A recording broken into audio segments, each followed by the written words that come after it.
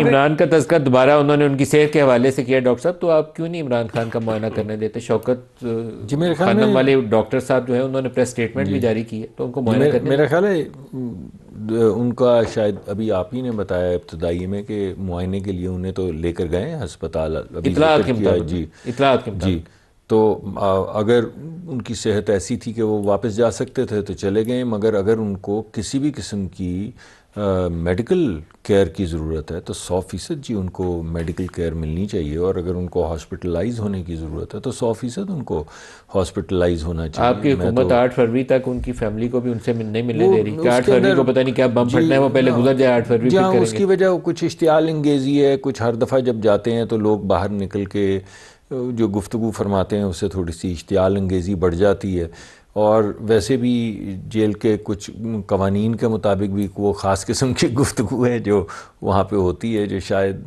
नहीं हो सकती। मगर इन तमाम मामलात के बावजूद मैं एग्री करता हूँ शौकत साहब से और चांद साहब से कि देखें इस वक्त वाहिद रास्ता हमारे पास ये है कि बड़ा अच्छा हुआ है हाउस के अंदर एक लीडर ऑफ दी अपोजिशन आए हैं और वो पुराने सियासतदान हैं और पीटीआई का भी उन पे एतमाद है, और हम भी उनसे पुराने हमारे रफ़ीक हैं, उनसे बात करना चाहते हैं। कोई बातचीत मुझे लगता है अब शुरू होगी, दरवाज़े खुलेंगे। असेंबली के अंदर भी मैं चाहता हूँ कि पीटीआई जो है वो थोड़ा सा रवैया मस्बत करके इंगेज कर ले।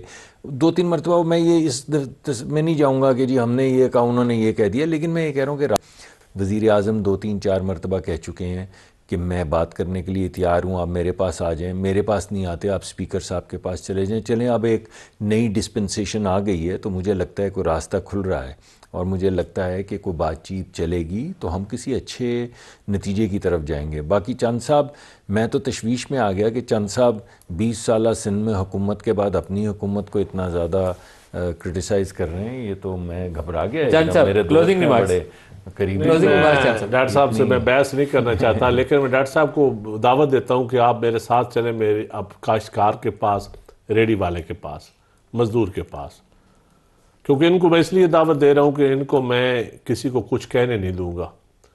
बाकी वजीरों की मैं गारंटी नहीं दे सकता लेकिन एक दफा आवाम के पास चले से ही बगैर प्रोटोकॉल के। मैं तो प्रोटोकॉल में वैसे नहीं होता। सर लाहौर में जाना और चीज है, लेकिन आप जाएं, आजकल जो हालात हैं काश्तकार के स्पेशली, और ज़राअत जो है ना इस मुल्क में, डॉक्टर साहब मेरे से ज़्यादा बेहतर फिक्र जानते हैं। हम तो यही सुनते थे कि 80% मुंसलिक है ज़राअत के साथ इकॉनमी, 70% जी रोज़गार मुंसलिक है।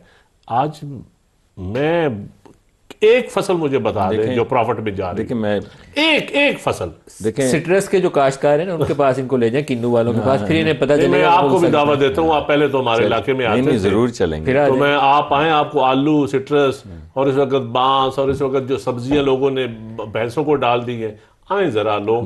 मुझे तो ये बुलाते नहीं, जब बुलाएंगे मेरे भाई हैं। मैं डॉक्टर साहब लाहौर जाते हैं, मैं इनको ले चलूंगा। मेरा ख्याल आप इनको मुझे लेके जब आप वैसे उठा के ले जाएंगे तो मैं चला ही जाऊंगा, लेकिन मेरा ख्याल डॉक्टर मुसद्दिक मलिक साहब, नदीम अफजल चंद साहब और शौकत यूसुफ, सबका शुक्रिया। आज के लिए इतना इजाजत दीजिए, अल्लाह हाफिज़।